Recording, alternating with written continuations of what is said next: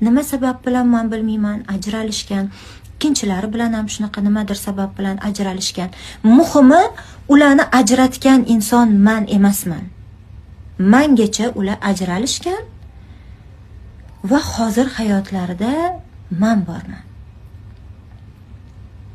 Kimni qadriga yetadi, ikkinchisini qadriga yetmagan, birinchisini qadriga yetmagan boshqa borib o'zlari gaplashsin o'zaro.